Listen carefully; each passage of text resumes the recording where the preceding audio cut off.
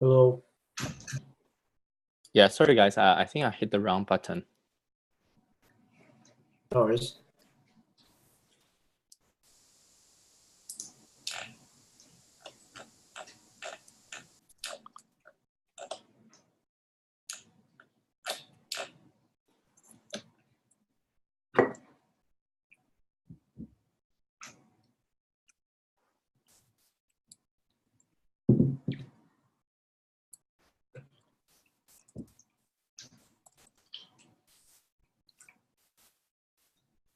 Hey guys, did we just restart the meeting? Yeah, sorry, I think that was me like hitting the wrong button. Sorry about that. Okay.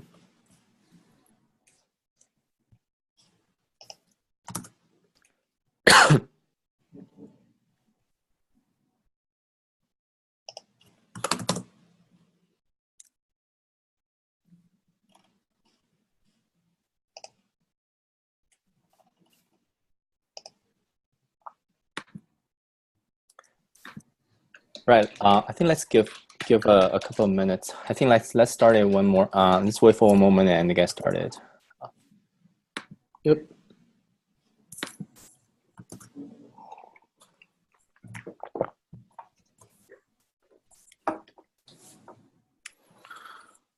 Okay, I think let's get started. Gilbert, what's the agenda today? So we have 3 items in the agenda. The first one's from Saga to discuss about the network namespace, configurable network namespace change at the CNI isolator. And I think you and Chen, both of you guys already reviewed the PR, and it will be like 10 to 15 minutes. And then maybe the rest of the time, Jason and Jita might propose the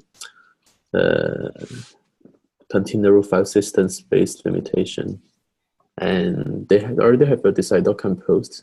And as the last one, Andrew and Greg and myself, we are currently resolving the Docker daemon handling issue. We might don't have time for this one, but we can carry that over for the next. Okay, so Saga, I think we can get started. So, okay. Could you introduce about the background and use case, and then discuss about the proposed solutions about the configurable network namespace at CNI? Sure. Hey guys, my name is Sagar and I work at Yelp as a software engineer. I work on our distributed compute team, which is responsible for running Mesos. Today I'm going to talk about a change that we proposed to network isolator, CNI isolator. So basically at Yelp, we have this application called Seagull. So what this application does is it runs a bunch of things in parallel. So we use it for a lot of different use cases. For example, running tests in parallel, running photo classification, machine learning models, etc. Especially for the testing use case, the application was developed before Mesos had support for Docker executor. So basically, how we run containers right now is we have a custom executor which gets scheduled on a host. It then talks to Docker daemon and starts a bunch of containers. And we have this testing process which uses these internal microservices for basically making sure that the APIs are consistent, etc. So we're kind of trying to containerize the main testing process. Right now it runs on the host, but we are trying to get it into a container. And because all these Docker containers run without the knowledge of Mesos, it kind of becomes difficult for us to clean up these containers. So we have some solutions that we've developed in-house. For example, we have a proxy for Docker daemon, which recognizes that the process that created Docker containers has gone away. It then goes ahead and cleans up the containers that were spawned by this process. We also run out-of-band cron jobs that do the cleanup of these containers. But we are basically looking for ways to kind of containerize the testing process and bring all these Docker containers, lifecycle of these Docker containers under Mesos. So we basically want to delegate the responsibility of lifecycle management of these containers to Mesos. So it is easier for us to clean up the containers and not run any kind of custom stuff. So we were looking for different solutions, and we came across pods or task groups, which basically provide you all or nothing semantics, which is what we are looking for. We want either all the containers to start together, or we don't want them to start at all. So while looking at this solution, we came across one limitation that all the containers, all the nested containers in a group share the same network namespace and mount namespace. So this is not ideal for our use case, mainly because the service discovery mechanism we use for this testing application requires all the services to have a separate IP, and all of our internal microservices bind to container port 8888. So meaning unless containers have separate network namespace, they cannot bind to the same port. So we chatted with G and Avinash a couple of weeks back, and we discussed a few solutions, like how can we go about fixing this issue. And we kind of agreed that network task groups or pods can be extended to have separate namespaces. So that will basically allow us to have IP per container in pods, and we'll also get rid of the port collision issue. So that's why I created this ticket, Mesos 8534. This is to basically track progress of this work. I looked at the CNI isolator code, and basically it looks like we can use the existing code. All the containers right now can specify network info protobuf in the container info. We have an explicit validation check in the master, which prevents nested container from having this network info protobuf. So this work, what it will entail is basically getting rid of the check, and basically if containers in a task group are specifying network infos, then allocate the network that they're requesting for, which will also which means like they'll also get separate namespaces. I posted an initial patch on GitHub where I'm able to do that, where containers can have separate namespaces if they want. And this also retains the existing functionality, meaning people can continue to use pods as they are doing right now. This is kind of an opt-in feature. Yeah, sounds great. So I think James, I think I saw you have a question. I think some of the folks has some question around the motivation of this, whether it's a good idea or not. It will be curious, like what's the reason you think that's not a good idea, or like you think it's like we should not do this? Like I would like to understand the rationale behind those comments. I saw James DeFelice had a comment on the GitHub, so maybe it was that James. But I kind of echo his thoughts on that. I think the notion of pods is originally about sharing stuff, so this is a departure from that. Internally in Mesos isolators, my main concern is that the semantics of nested containers are basically hard-coded in all the isolators in slightly different ways. So it sounds like what you really need is not pods. You need separate containers. You need top-level containers that are orchestrated from into a tree. So you don't actually want a pod here. I think you just want a way to launch containers that Mesos would currently consider to be root level containers. I think one advantage that pods give us is basically all or nothing semantics, meaning we don't have to, either all the containers will be started or none of the containers will be started. That's kind of important for our application, because if one of the containers is not running, then our tests will start to fail. Yeah, I think when we designed the pod feature, I mean, there's no pod concept inside Mesos. Like Mesos has two primitives to support pod-like semantics, which is one is task group, which give you all or nothing semantics when you're sending a bunch of tasks to the executor. The the other primitive is nested container, which does not say that the nested container has to share the same network namespace. It's totally up to the isolator to decide, and also up to the API. It's up to the isolator to interpret the API to decide what's the semantics. For example, we do allow sharing and not sharing on pin namespace right now for containers running inside the same the executor. So I think adding support for network namespace makes sense to me.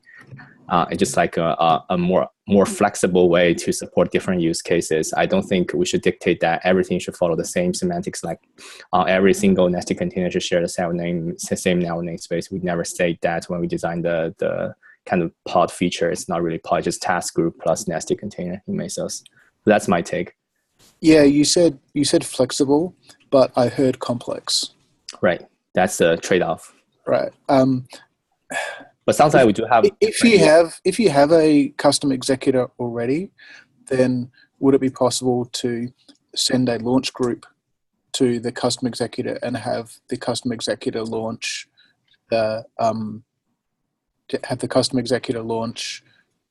top level root level containers?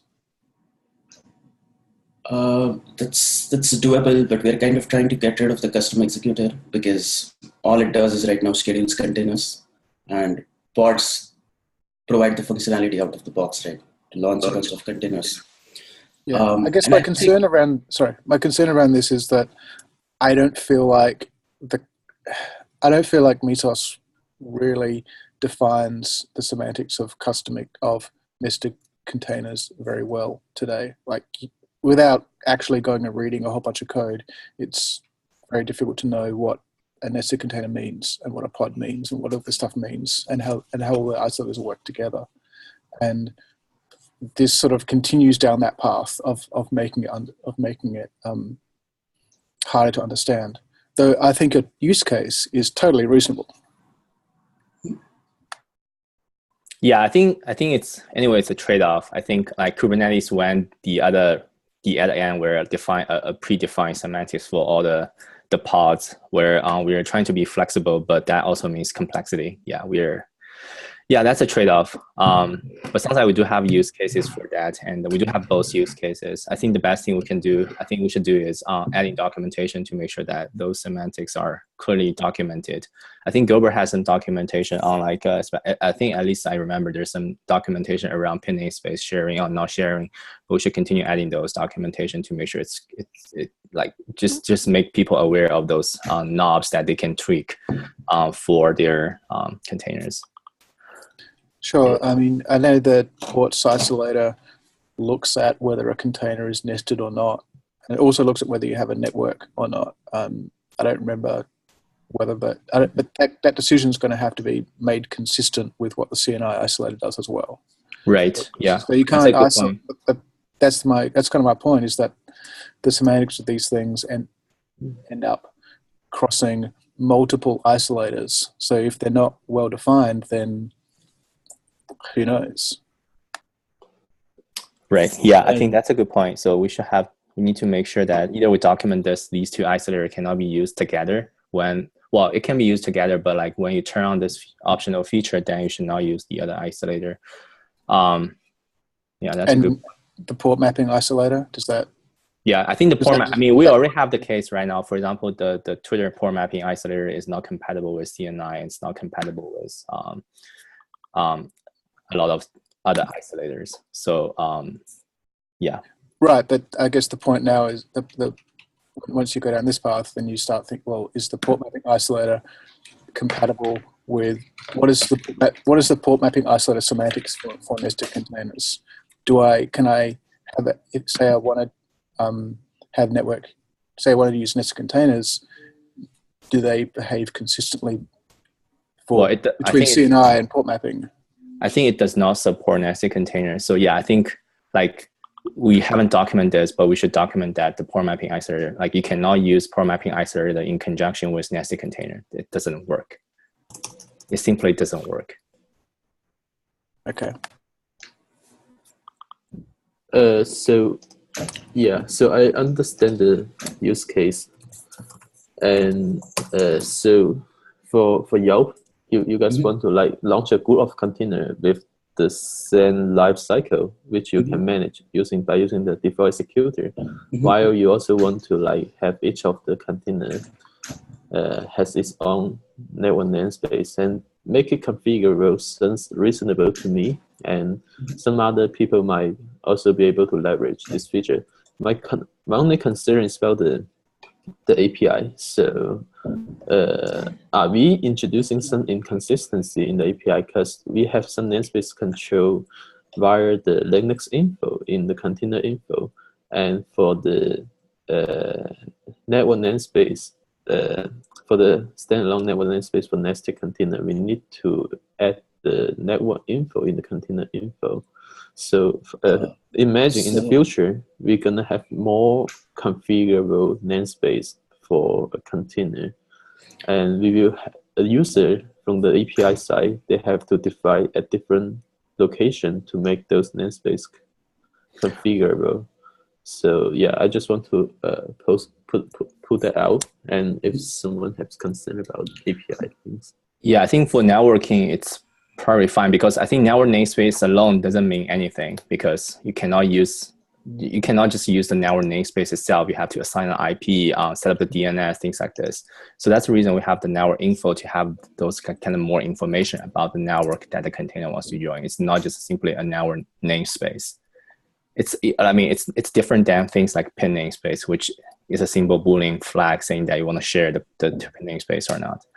Network is more than just the namespace, but also the different things that you want to config, like DNS, IP address, things like this. And that's the reason we have CNI, so that the vendor can plug in their solution for the networking.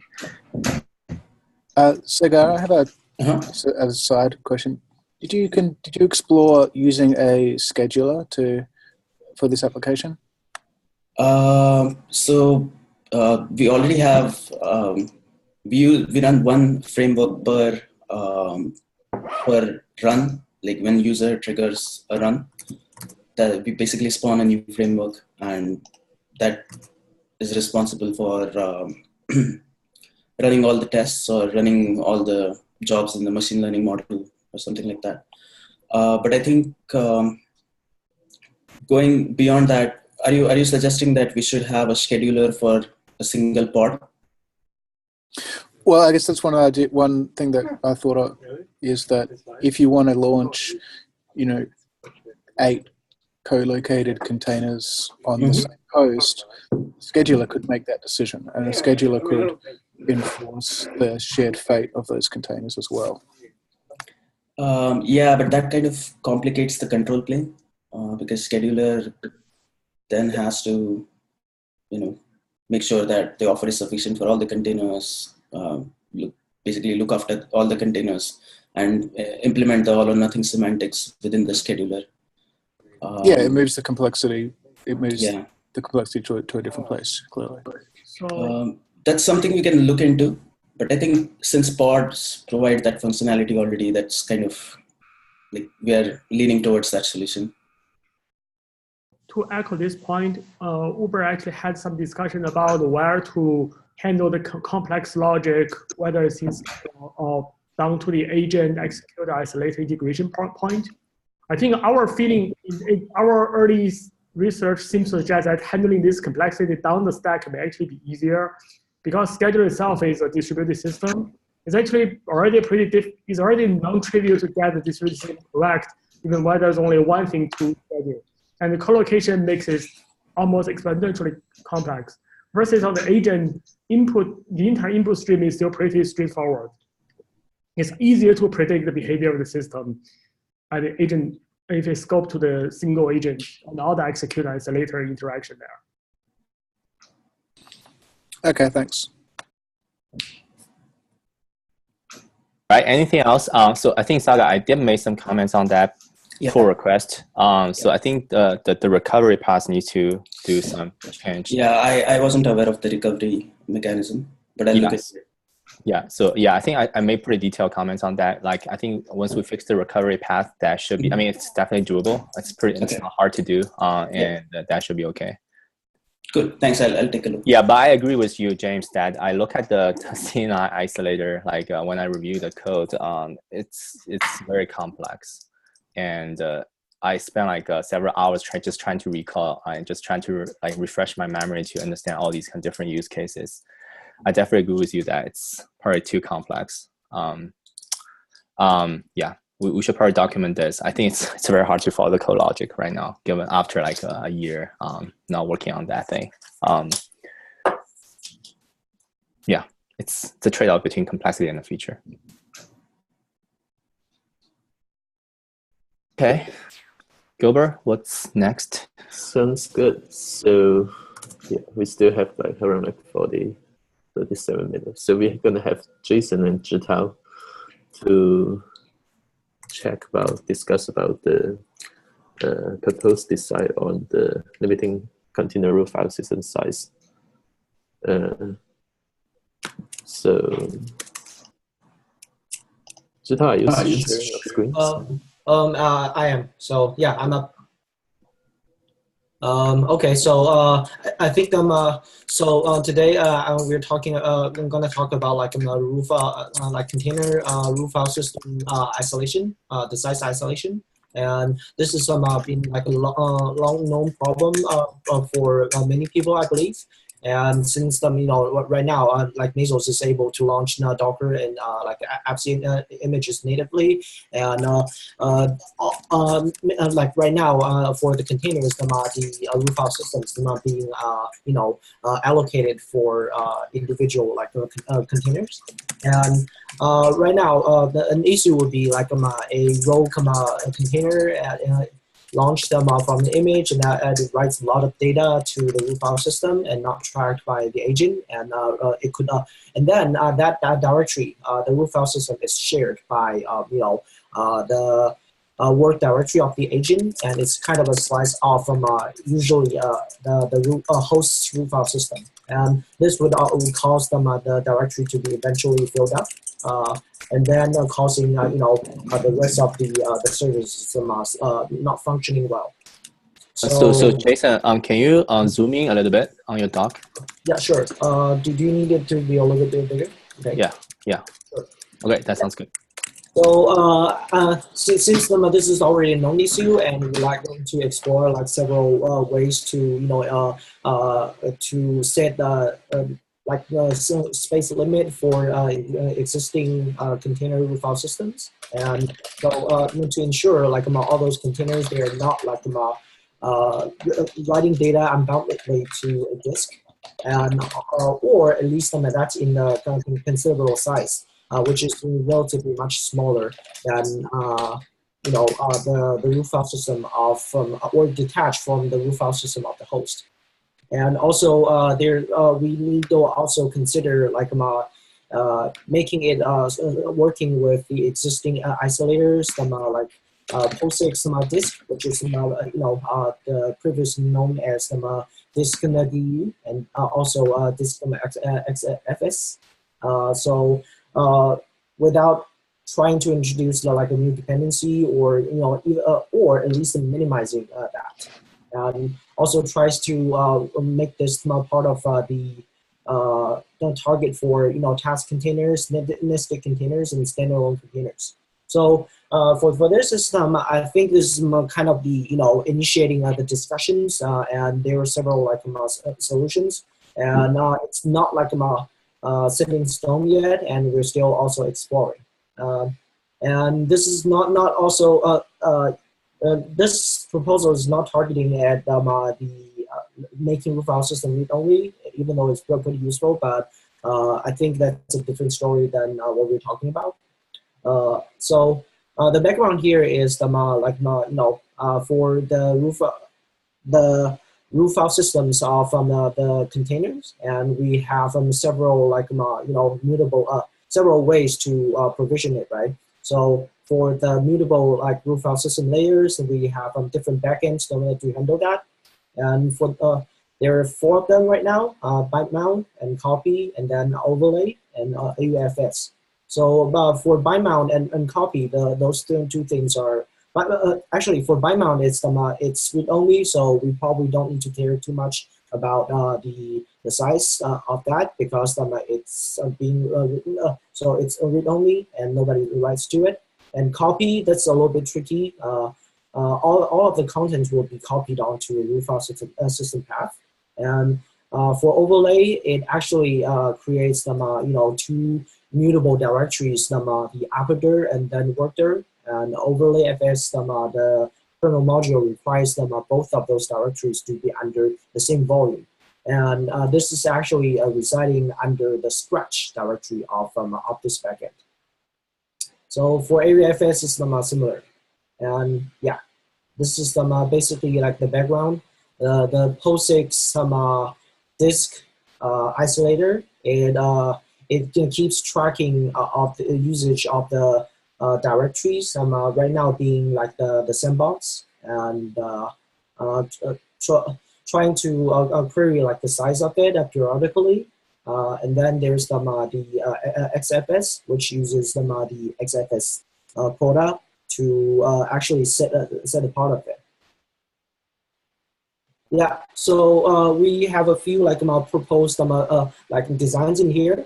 Right now, because only the sandbox directory is being tracked, so we would also need to have the extra way to track the root file system of the launch container. And like one way I'm thinking about is exposing in this to the isolators, and with an extra interface like get size method added to the existing backends. And how it actually does the size tracking would vary between the implementation of the different backends. And also there's a question like how we actually account for these directories, the size of them. So do we want to account for the root file system and the sandbox individually, or do we want to do the accounting for them like all together? And also like we also need to discuss about like whether like we need to if we do it separately, and what would there be like how do we set the sizes individually? And also so Jason, just one clarification question. So proposal number one is you ask the isolator to scan additional directories. Yes. Okay. Yeah, so proposal number one, but there's also and we need to figure out like how we actually track them. So and with an exercise. So there's an open question here. Isolators actually don't have direct access to the provisioner object. So how can we expose that to those backends? I think that sounds okay. Unless it's like by convention, like you have a common path function they can call to get that path for each container. Right.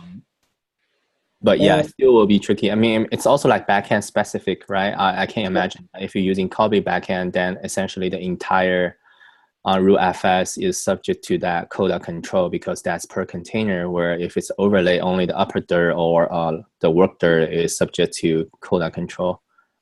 Exactly. And also there's another open question. Do we want to expose the root file system volume as a CSI volume? And that's spawned from a discussion between like me and Gilbert, so we can actually do the accounting like we do for persistent volumes. And then another question here is, do we want to also track root file system usages for Docker containers? Because like right now, there's no such way to do it through a Docker containerizer. Okay. So can you clarify on the CSI part? Like, what do you mean by exposed root file? So, for example, like we launch a container, and then that root file system is actually a kind of exposed, as a CSI volume, or something like the Docker volume, and that's local, and then its size and those things being tracked there. I mean, the entire rule FS is a CSI volume. Yes. How does that work for overlay? So overlay, it's so for overlay, that's that's registered as a volume there. Overlay itself is a volume, right? I mean, what I'm saying, like if you use overlay backend, essentially like you're doing a mount, like some directory, like Right. for example, the common base layers are shared. It's potentially shared between multiple containers. Are you saying that you have a size limit for that, and the layer is actually a volume itself, and it has a quota? But I guess it doesn't matter because for overlay, the underlay is actually read only, right? So the only thing you care about the size is the upper dir and the work dir. Are you saying that we can use a CSI volume for the upper dir and the work dir, and that's subject to quota control by the underlying file system? Yeah, so that's an open question. I don't have an answer yet, and so I'm looking also for like some discussions about in the community and see if that's a necessity. Yeah, and it seems to me like this. It is it related to the limiting the root file system of a container, but there was another discussion about like putting some like writable layers, for example, in the overlay, putting the upper layer and the work there, upper there and work there into a volume. It doesn't matter what volume it is, a CSI volume, a local volume. But I think in this proposal, it's more a discussion about like how to limit the root file system. Exactly. So either way, we either we actually track about the usage under the tree of that volume, or like the aperture, or we actually have a way to track to track them using a DU, or we have a way to actually see if that's a volume, and then we use the DF way to actually track it. So which is much easier, right? So going after that, well, I have a new proposed like a hybrid overlay backend, and which is kind of proposed optimization for the existing overlay. And since right now it's the size of overlay volume, it's only bound by the disk volume. It's upper dir and also the work dir belong to, and overlay itself doesn't really kind of constrain the upper dir, and work dir on the same volume with the lower dirs. So as long as the upper dir and work dir are on the same volume, and then it could we can set, for example, like the size to that volume, and then it's possible to allocate a dedicated one to host them. So this system, so for example, like we can set a size for 1 gig, and then for volume, and then create the aperture and then work dir in there, and then we put, like, for example, the lower dirs in another volume that for example the image store belongs to, and they get separate, and then the container in that root file system can only write to that 1 gig at most to to the root file system, and after that it will not write more. So it really really kind of depends on the container's own behavior from whether it exceeds from that limit or not. Okay, I see. So that's interesting. So basically, you get. I mean, so I think the downside is like you don't have like you cannot like because like how do you decide the size of that volume? So you probably need to, like you need to predefine like a fixed number, like a 1 gig, and say every single container's after cannot exceed that limit. Yeah. But you don't actually. I mean, do you actually deduct that 1 gig from the disk usage of the task or not? So, I mean, this one is also open, and I think we can make it configurable, like either making it. I think we, from my point, I think we should deduct that. Sorry, I didn't read the latest version of document before the meeting, but I think we should deduct from my readings because it will making sure the accounting is correct.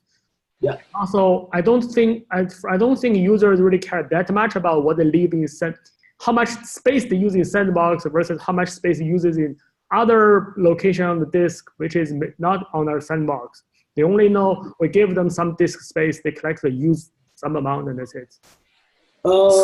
Yeah. So I agree. I agree.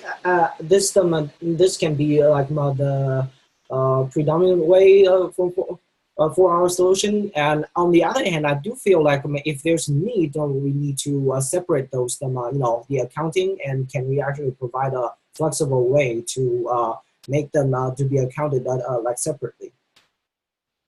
Yeah, but I think I think one thing that I like this idea is simple enough that it should be pretty easy to implement. Right. And I mean, of course, it has some downside. It has some trade-off where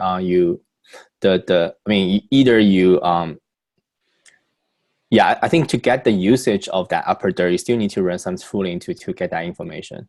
So that would be very simple. So, for example, if that's if we have the use the default overlay backend, and we can simply do. Yeah, I think you don't have to use DU. I guess since like itself is a logical volume, then you can just do like getting that information from the file system.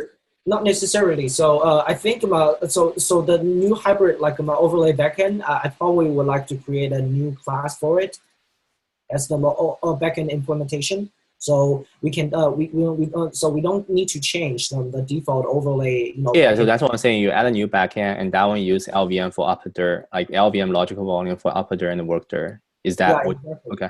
Okay, yeah. Yeah. So basically, there's the structure. There's a structure of the directories, and the root file system. This one would be the by mount. Would be the mount of the target overlay volume, and then the scratch. This one would be like kind of mounted from the dedicated volume provisioned by the new backend. So and then we can have multiple like root file system IDs under it, and then they get to share the same disk space, and which is also and then. I think one other thing, we can give operators the option to actually choose between the the way to provision their mutable layers from either a loopback device, either from a sparse file, or from a logical volume, or a real block device, similar to Docker's device mapper storage driver. Yeah, I think I do like this idea because it's simple enough that it's very simple to do. Yeah, but there's also still a question about like how we handle nested containers, because nested containers, they seem to be under the same are they under the same level of provisioner containers? No, I think like nested containers rootfs is totally independent of its parent. So under provisioner, you just see like, but it's indexed by container ID. Okay, so then that means the scratch would actually share the same. They will share the same scratch directory. No, they won't, because it's like for nested, for example, you have container A and you have a nested container called A.B, and then you will have two top level container ID under provisioner containers. Yeah. So there's no nesting structure under because there's no sharing for rootfs. Yeah, so that means they're flat. I'm not sure if we can actually make the provisioner or make the backend aware of the nested nature of that, and then provide like some flags to allow users to chain them together. I mean, but at the very least, you can do is like you can have a upper bound for each container, no matter whether it's top level or nested. Right. Yeah, I mean. Sure, and then an alternative way here is also provision the multiple like the mutable layers inside of the sandbox. But I think one drawback. So that means everything is accounted under the same sandbox directory, and then we can use existing existing facilities directly, like this the POSIX slash disk isolator, or disk / XFS isolator to do the same. But I think it would impose like some difficulties in terms of migration, because this would actually expose the low-level directories of the sandbox in there. Are you talking about alternative, the number 2 here? Yeah, the number 2 in here. Oh, so okay. It's very similar to that, but everything like the root file system, they are sliced off the sandbox directory. But basically, it's there's no really big difference. It's just like how we organize those directories. I feel like this alternative is by far the most plausible one. Mm-hmm. I think, but it's not backwards compatible, in my understanding. Right, but how is having a whole new hybrid overlay FS, which requires LVM and potentially a completely new storage configuration, backwards compatible? And that only solves the problem for people who can retool all their operations to build this thing, right? Right. I think I do agree. I think like long term, we definitely want alternative 2. I think that I agree. This is the correct long term solution to make it more sustainable. I think the only downside is it's not backwards compatible. No way we can make it backwards compatible. So it's a breaking change. So, but I guess we should be fine with breaking change. Just need to, if we want to go with option number 2, we should let the people know that after this version, they have to reboot their machines to adapt to the new model. So I think backwards compatible, I guess I haven't thought through it too much, but could you have new containers provisioned in this way and leave the old containers however they are? We might be able to do that. We need to have a way to tell this is a new container, this is an old container. I don't know, like, is there an indicator for that? Maybe there's a way. Yeah, we should think more on this. So Jason, sure. I think more, especially around the backwards compatibility. Like, it will be nice that we can support that without. So actually for this, I don't see like really big difficulties. So for example, like the sandbox directory could actually be a volume itself too. And that's not a slice off. And then because it's a volume, and then it could be mounted to those directories, and then the underlying volumes could be anywhere else, and we can keep track of that volume. Yeah, but that will complicate the cleanup of those sandboxes. Very true. Yeah, very true. So I don't have the best idea for how we organize and then how we actually do the cleanups, but I think I can have a matrix to organize them multiple options, and then compare like different how they fit for different scenarios. Right. Yeah, I think we should definitely spend some time think about alternative 2 and what will be the directory layout of the sandbox. Especially, I think you have some open question here. I think one thing I want to highlight is like, how do you handle nested container? Exactly as you mentioned in the end. That for like, what's the layout for nested containers? So things like this, like once we figure out that layout, and then we can see if we can make it backwards compatible with the existing version. Well, another complexity here I can think of is since you're going to do a mount from the sandbox to the root FS, right? Because that will be the upper layer, so you have to do a mount there. Well, I mean, not necessarily. So like the upper layer is only a slice of that volume. Yeah. So upper layer is actually now from the it will be from the sandbox of the right. So so that might complicate. You just be very careful on the mounts, because I think the mount propagation flag on the sandbox directory is set to be shared. So just make sure that when you do that mount, don't create additional mounts that it's not necessary. I think there are some issues. I ran into a bunch of issues with that. I think the mount propagation stuff inside Linux is not very well documented, and it's very hard to get it right. So I suspect there might be an issue there, but it's definitely solvable. So there's some ways to solve that. Just be very careful on that.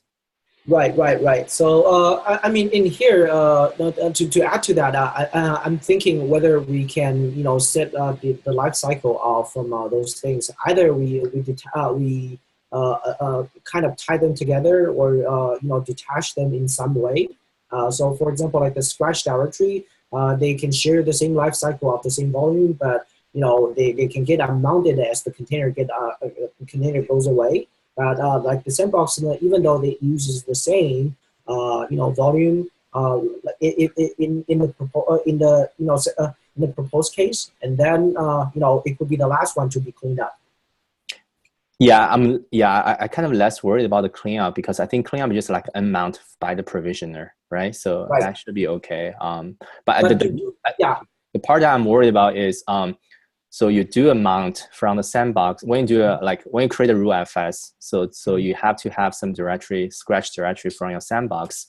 And then when you actually launch the container, you mount the sandbox into the container. So there's a cycle there. So I just want to make sure that they're don't create additional unnecessary mounts there by the kernel. So just be very careful. I think once you figure out the layout of sandbox, then it will be pretty clear whether there will be an issue or not.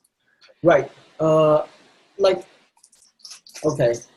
So do we also want to design some mechanism to to actually track the size usages of the potential directories mounted inside of a container? Like right now, we have actually 2 directories that are having really special semantics in here, right? One being the root file system, and another being the sandbox directory. So they could have actually been one, and then actually the 2 alternatives can be joined together.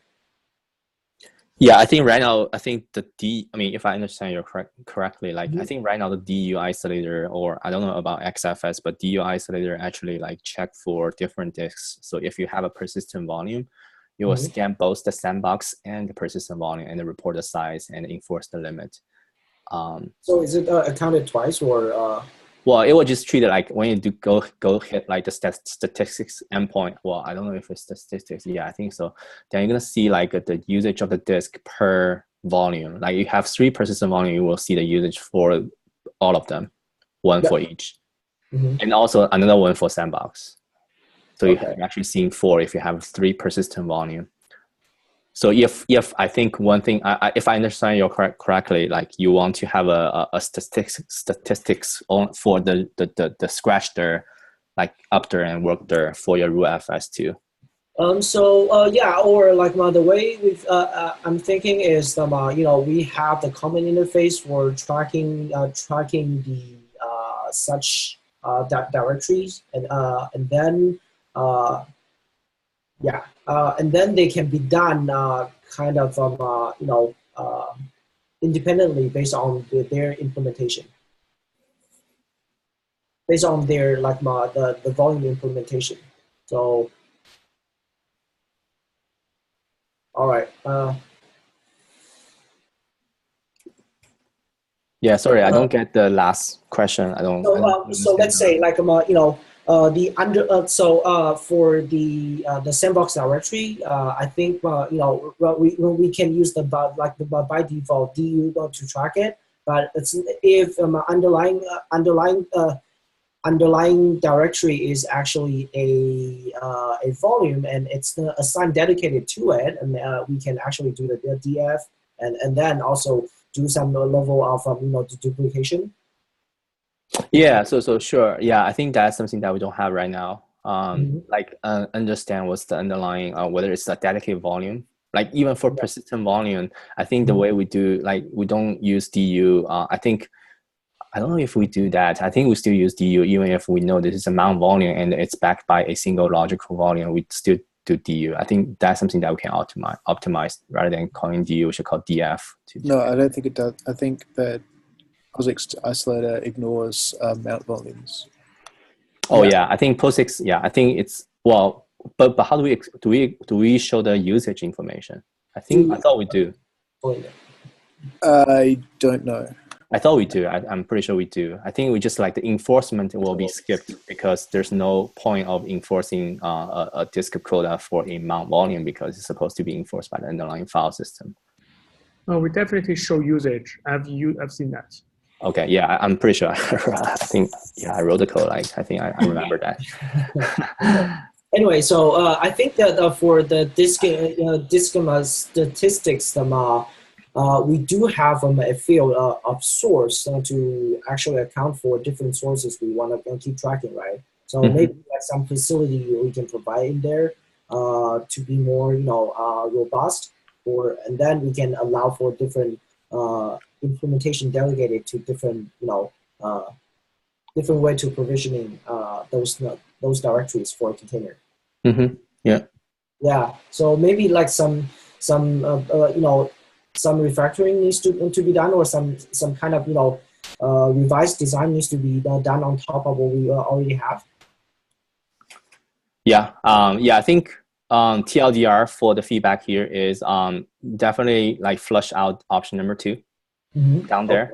Okay. And especially the layout of the sandbox. That's super important to help us understand whether that makes sense, whether it can be backwards compatible. So that's feedback number 1. Do that. And then I think option number 1 is not too bad. Like the one you mentioned. Like if we say that option number 2 is too complex, I don't think that's too bad idea to introduce yet another backend, like just like a plugin that you can plug in into the system. Right. Like other people still use the other overlay, like you add a new backend. I think that's not too bad if that's all got you guys the issue. I think we should be